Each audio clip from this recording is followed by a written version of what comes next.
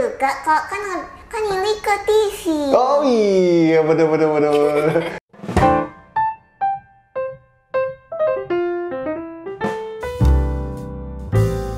Kembali lagi di podcast Sarang Rumpi, tentunya bersama saya Arya Setawa. Dan kali ini, ya udah lama juga ya saya nge-podcast nih. Kali ini tamu saya ada 2 orang, satu orang. Satunya orang-orangan. Loh, kok saya nggak dibilang orang nih? Orang ya? Orangnya. Yaitu ada Audrey Karisma dan juga Ili, halo semuanya. Oke, Mili ya? Iya.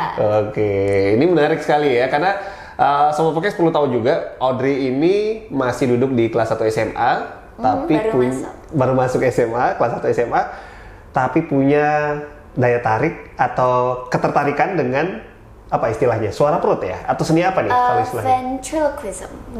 Namanya ventriloquism, dan orang yang menekuni seni ini adalah ventriloquist. Oke.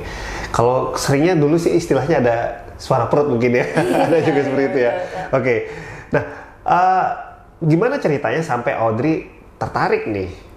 Apalagi generasi Gen Z nih, tertarik dengan seni kayak gini. Jadi pertamanya sih Audrey nggak kepikiran untuk menekuni seni ventriloquism ini. Tapi waktu itu lagi audisi untuk menjadi pengisi acara anak-anak dan untuk menjadi MC yang lebih ada nilai plusnya. Audrey audisinya pakai boneka tangan pertama yang seperti puppet yang untuk 5 jari begitu. Oh iya. Saya itu kepilih, latihan lagi. Saya itu dapat Mili. Oke. Jadi awalnya karena audisi di untuk televisi begitu ya? Iya, baru saja. Belum sampai 2 tahunan, belum sampai. Belum ada 2 tahun? Belum. Wow. Baru banget. Berarti semasa pandemi dong ya? Iya, semasa pandemi. Waktu udah mulai di pertengahan pandemi. Pandemi, iya. Belum 2 tahun udah seperti ini. Terus gimana ceritanya kok? Maksudnya gini, ya nggak gampang dong untuk bersuara seperti ini ya, 2 karakter istilahnya, Audrey sendiri dan si Mili gitu. Kok bisa dalam hanya gara-gara audisi Audrey langsung bisa, atau memang sudah pernah sebelumnya belajar tentang ini? Ya, jadi sebelum Audrey menekuni ventriloquism ini, sebenarnya Audrey itu juga menyanyi sama storytelling, yaitu bercerita dalam bahasa Inggris. Nah, untuk dalam menyanyi ini kan diajarin teknik-teknik bernafas, seperti bernafas dengan suara perut, itu diafragma dan lain. Itu membantu banget untuk seni ventriloquism ini sama storytelling. Karena storytelling ini Audrey nggak main jadi narator saja, tapi juga berbagai macam karakter. Misalnya bisa dibilang Timun Emas atau enggak Calon Narang nih yang sering Audrey bawain. Kan itu ada cerita tradisional Bali ya. Cerita tradisional Bali, dan ada beberapa karakter kan, dan di sana ada seperti Calon Narang sendiri, Ratna Mangalis, itu ada juga berbagai macam karakter lagi, dan itu Audrey belajarnya untuk dibedakan suaranya biar saat bercerita lebih interesting lah begitu. Oh, jadi dalam storytelling itu otomatis Audrey memainkan beberapa tokoh dengan karakter yang berbeda, suara yang berbeda begitu ya? Iya, betul. Narator udah harus berbeda suaranya. Saya itu suara karakter bisa jadi 4, harus udah 5 suara itu. Sudah karakternya dimainkan beda, karakter suara juga berbeda begitu ya? Betul. Hanya dalam 1 orang. Oh, begitu ya storytelling ya? Baru tahu nih.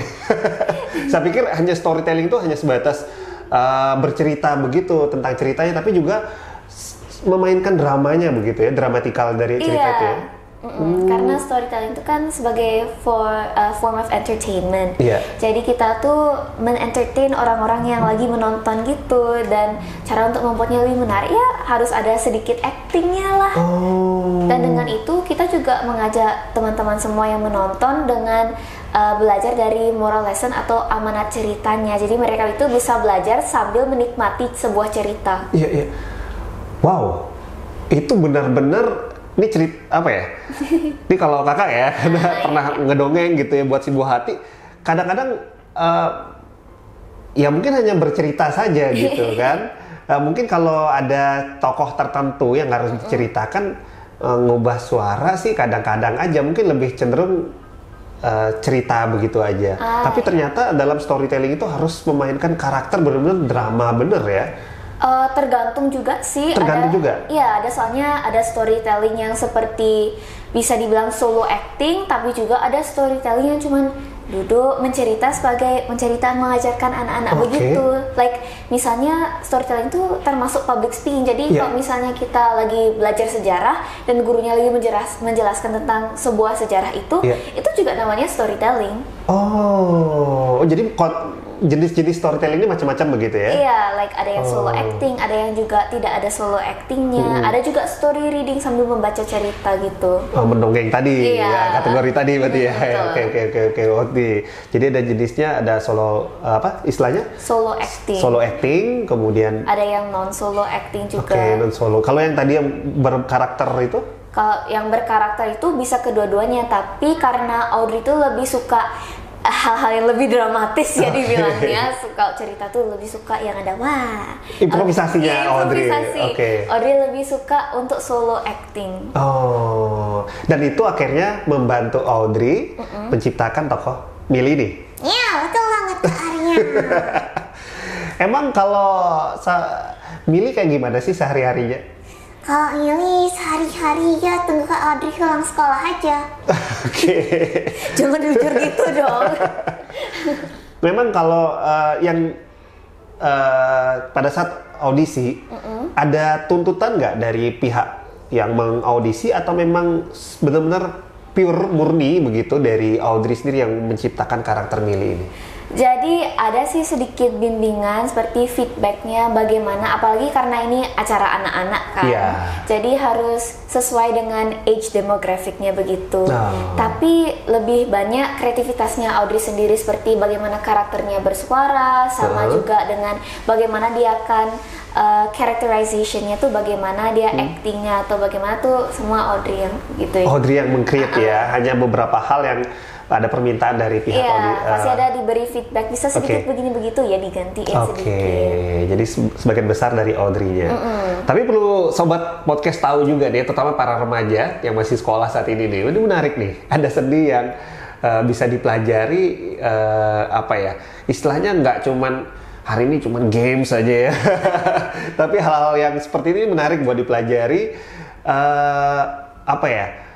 Audrey ini banyak ikut kompetisi storytelling dari tingkat daerah sampai nasional. Iya, betul. Itu sejak kapan, Audrey? Itu Audrey udah mulainya udah lama sekali sih untuk storytelling ini. Audrey mulainya dari kelas 2 SD. Iya. Kelas 2 SD? Iya. Pertama itu Audrey masih back and forth like bolak-balik mau ikut atau enggak. Pertama gurunya ajain Audrey seperti enggak sih Audrey aja, tapi sekelas gitu diajain apakah ada yang mau lomba, baru-baru nih info lombanya, soalnya baru diundang sekolahnya waktu itu. Dan Audrey sih pikirnya enggak dulu dah miss, tapi kan waktu Audrey dijemput ada seperti bulletin board, dipasanglah posternya di sana. Nah waktu itu mama sama omanya Audrey lagi jemputin Audrey dari sekolah. Mereka liatin itu, gurunya juga ngomong ini mah ada lomba, Audrey-nya mau ikut nggak? Nah itu mama tanya Audrey mau ikut? Nggak tahu juga mah, tiba-tiba nggak tahu, dari nggak jadi nggak tahu. Ikut aja kayaknya bagus. Itu mamanya Audrey juga bilang iya lumayan bagus juga kalau bisa. Nah itu Audrey pikir-pikir lagi di rumah. Oke, kayaknya juga bagus kalau ikut, dan lama-kelamaan kayaknya 2 hari kemudian bilang, Miss, Audrey mau ikut deh. Hanya dulu 2 hari ya, akhirnya memutuskan ikut. Iya, dan waktu itu lomba storytelling pertama, untungnya Audrey dapat juara 3. Oh, yang pertama udah juara 3. Iya, tapi waktu itu juga lama-kelamaan ikut lomba terus, kan nggak mungkin cuma sekali aja berhenti.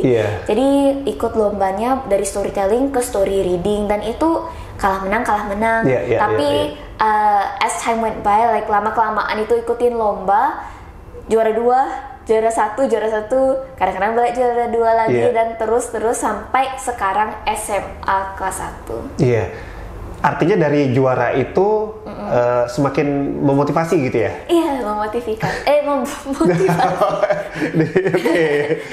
Ya, jadi semakin motivasi dari Audrey-nya untuk ikut lomba storytelling.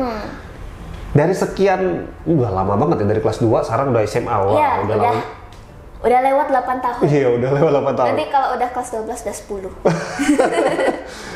Apa nih yang Audrey rasakan gitu, manfaat dari lomba storytelling yang selama ini Audrey ikuti? Ya karena itu kan Mili ada. Oh, oke. Apa lagi? Selain itu, pakai suara Mili dong.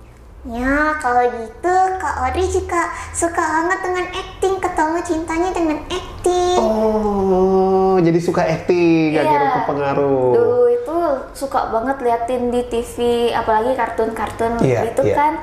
Seperti mereka keren banget. Apalagi waktu itu masih ada seperti live action show gitu kan yang tunjukin seperti ini orangnya lagi bagaimana. Audrey tuh interested banget meliatin dan menonton tuh bisa berjam-jam cuma liatin TV begini aja. Mama-mama tuh sampai heran, berhenti dulu sampai malam-malam itu. Iya kan ketakutannya kan kecanduan begitu ya. Mungkin orang tua berpikir begitu kalau nonton ini televisi ya apa langsung? Televisi. Televisi kan seperti itu mungkin mikir ya. Kalau nggak televisi ya di sosial media seperti YouTube atau bagaimana. Dan itu lihatnya seperti wah keren banget itu ternyata dan Audrey juga mau dong begitu, dan karena storytelling dapat menjadi footstep atau step into the world of acting begitu. Oke, menarik banget ya. Terus selain acting, ya kemampuan acting juga muncul. Apalagi yang Audrey rasakan dari manfaat ini? Terkait terutama karena masih sekolah, apa nih? Dengan studi ada pengaruhnya nggak?